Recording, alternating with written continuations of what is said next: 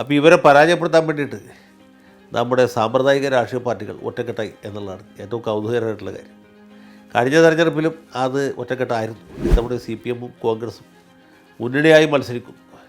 ആരും പാർട്ടി ചിഹ്നത്തിൽ മത്സരിക്കുന്നില്ല, അവർ സ്വതന്ത്രന്മാരായിട്ടാണ് മത്സരിക്കുന്നത്. ശാരീരികമായി ഉപദ്രവിച്ച് അവരെ മടക്കി വിടുന്നത് നമ്മൾ കണ്ടു. അന്ന് നിയമപാലകർ എന്ന് പറഞ്ഞ കൊഞ്ഞാടന്മാർ ഇതൊക്കെ കണ്ട് നിസ്സഹായരായി അല്ലെങ്കിൽ നിസ്സംഗരായി നിൽക്കുന്ന കാഴ്ച നമ്മൾ കണ്ടു. അപ്പോൾ അങ്ങനെ ഒരു പാർട്ടിയെ എന്തുമാത്രം വെറുക്കുന്നു, എന്തുമാത്രം ഭയപ്പെടുന്നു. തെക്കൻ ജില്ലകളിലെ പഞ്ചായത്ത്, മുനിസിപ്പൽ കോർപ്പറേഷൻ തെരഞ്ഞെടുപ്പുകൾ പൂർത്തിയായി. ഇതിൽ ഏറ്റവും സവിശേഷമായ പോരാട്ടം നടന്ന ഒരു സ്ഥലം എന്ന് പറയുന്നത് എറണാകുളം ജില്ലയിലെ കിഴക്കമ്പലമാണ്.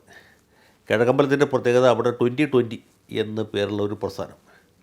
അത് ആദ്യം കിഴക്കമ്പലത്ത് മാത്രമേ ഉണ്ടായിരുന്നുള്ളൂ. ഇപ്പോൾ സമീപത്തുള്ള മറ്റ് പഞ്ചായത്തുകളിലും ഉണ്ട്. എറണാകുളം ജില്ലാ പഞ്ചായത്തിലേക്കും ബ്ലോക്ക് പഞ്ചായത്തിലേക്കൊക്കെ ഇവർ മത്സരിക്കുന്നുണ്ട്. മാങ്ങ അടയാളത്തിലാണ് ഇവർ മത്സരിക്കുന്നത്. കിഴക്കമ്പലത്തെ ഒരു പ്രമുഖ വ്യവസായിയായ സാബു എം ജേക്കബാണ് ഈ സംഘടനയുടെ പ്രസിഡന്റ്. അദ്ദേഹം തെരഞ്ഞെടുപ്പിലൊന്നും മത്സരിക്കുന്നില്ല. പക്ഷേ അദ്ദേഹത്തിൻ്റെ പാർട്ടിക്കാരായ കുറേ പേർ അവർ മാങ്ങ അടയാളത്തിൽ മത്സരിക്കും. മാത്രമല്ല ഈ സ്ഥാനാർത്ഥികൾക്ക് യൂണിഫോം പോലുമുണ്ട്. ഇവരെല്ലാവരും പിങ്ക് നിറത്തിലുള്ള സാരി ബ്ലൗസുമാണ് ധരിച്ചിട്ടുള്ളത്. അധികവും വനിതാ സ്ഥാനാർത്ഥികളാണ്. പുരുഷ സ്ഥാനാർത്ഥികൾക്ക് പിങ്ക് നിറത്തിലുള്ള ഷർട്ടാണ് അവരുടെ യൂണിഫോം. അപ്പോൾ ഇങ്ങനെ യൂണിഫോം ധരിച്ച ഒരു വിഭാഗം സ്ഥാനാർത്ഥികൾ മത്സരിക്കുന്നു. മാങ്ങയാണ് അടയാളം. കിഴക്കമ്പലത്തും സമീപത്തുള്ള പഞ്ചായത്തുകളിലൊക്കെ ഇവരുടെ പ്രചരണം, ഇവരുടെ പ്രവർത്തനം വളരെ ഊർജിതമായിരുന്നു. അവർ ജയിക്കാനുള്ള സാധ്യതയും കാണുന്നുണ്ട്. അപ്പോൾ ഇവരെ പരാജയപ്പെടുത്താൻ വേണ്ടിയിട്ട് നമ്മുടെ സാമ്പ്രദായിക രാഷ്ട്രീയ പാർട്ടികൾ ഒറ്റക്കെട്ടായി എന്നുള്ളതാണ് ഏറ്റവും കൗതുകകരമായിട്ടുള്ള കാര്യം.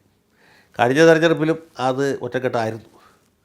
5 കൊല്ലം മുമ്പ് നടന്ന തെരഞ്ഞെടുപ്പിൽ ഈ കോൺഗ്രസും മാർക്സിസ്റ്റ് പാർട്ടിയും ഒറ്റക്കെട്ടായിട്ട് കിഴക്കമ്പലത്ത് മത്സരിച്ചു. എന്നിട്ട് ജയിക്കാൻ പറ്റിയില്ല. 2 വാർഡുകളിലോ മറ്റുമാണ് ഈ എതിർ മുന്നണിക്ക് ജയിക്കാൻ കഴിഞ്ഞുള്ളൂ. ബാക്കി എല്ലാ സ്ഥലത്തും ഇവർ ജയിക്കുകയാണ് ചെയ്തത്. അപ്പോൾ അങ്ങനെ ഒരു സാഹചര്യം ഇത്തവണയും ഉണ്ടായിട്ടുണ്ട്. ഇത്തവണ CPM-ഉം കോൺഗ്രസും മുന്നണിയായി മത്സരിക്കുന്നു.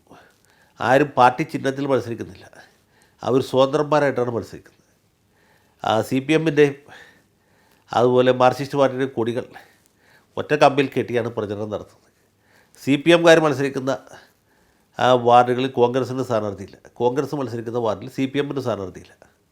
അപ്പോൾ 2 മുന്നണികളും ഇരുമയ്യാണെങ്കിലും ഒറ്റ കരളായി മത്സരിക്കുന്ന ഒരു സ്ഥലം ഈ കേരള സംസ്ഥാനത്തുണ്ടെങ്കിൽ അത് കിഴക്കമ്പലമാണ്.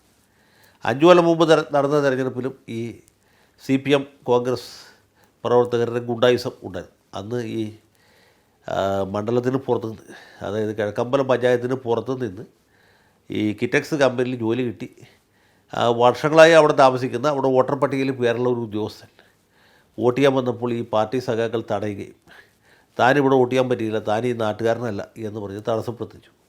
അപ്പോൾ അദ്ദേഹവും ഭാര്യയും അവരുടെ വോട്ടർ ID കാർഡുകൾ കാണിച്ചു കൊടുത്തു. ഞങ്ങൾ കിഴക്കമ്പലം പഞ്ചായത്തിലെ താമസക്കാരാണ്, ഞങ്ങളുടെ പേര് വോട്ടർ പട്ടികയിലുണ്ട്, ഞങ്ങൾക്ക് വോട്ട് ചെയ്യാനുള്ള അവകാശമുണ്ട് എന്ന് പറഞ്ഞപ്പോൾ അങ്ങനെ അവകാശമുള്ളവർക്ക് ഇവിടെ വോട്ട് ചെയ്യണം എന്ന് യാതൊരു നിർബന്ധവുമില്ല, ഈ മണ്ഡലത്തിൽ ഈ പഞ്ചായത്തിൽ ജനിച്ചു വളർന്നവർക്ക് മാത്രമേ വോട്ട് ചെയ്യാൻ പറ്റുള്ളൂ എന്ന് പറഞ്ഞ് ശാരീരികമായി ഉപദ്രവിച്ച് അവരെ മടക്കി വിടുന്നത് നമ്മൾ കണ്ടു. അന്ന് നിയമപാലകർ എന്ന് പറഞ്ഞ കൊഞ്ഞാടന്മാർ ഇതൊക്കെ കണ്ട് നിസ്സഹായരായി അല്ലെങ്കിൽ നിസ്സംഗരായി നിൽക്കുന്ന കാഴ്ചയെ നമ്മൾ കണ്ടു.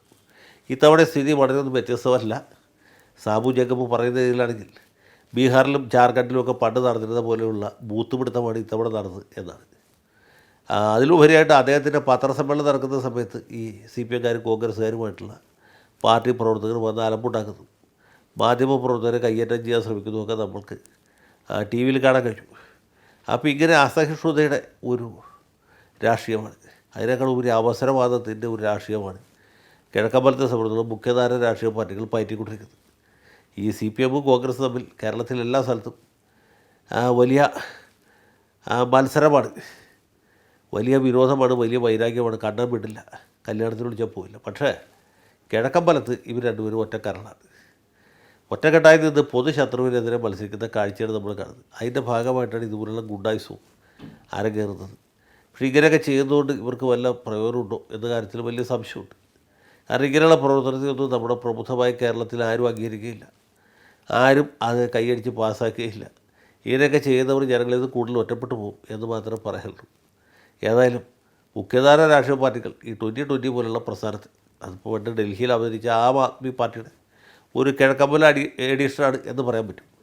അപ്പോൾ അങ്ങനെ ഒരു പാർട്ടിയെ എന്തുമാത്രം വെറുക്കുന്നു, എന്തുമാത്രം ഭയപ്പെടുന്നു എന്ന കാര്യമാണ് ഇതിൽ പ്രധാനമായിട്ടുള്ളത്. അല്ലാണ്ട് കേവലം ഒരു വ്യക്തിയുടെ 2 വ്യക്തികളുടെ പ്രശ്നമല്ല.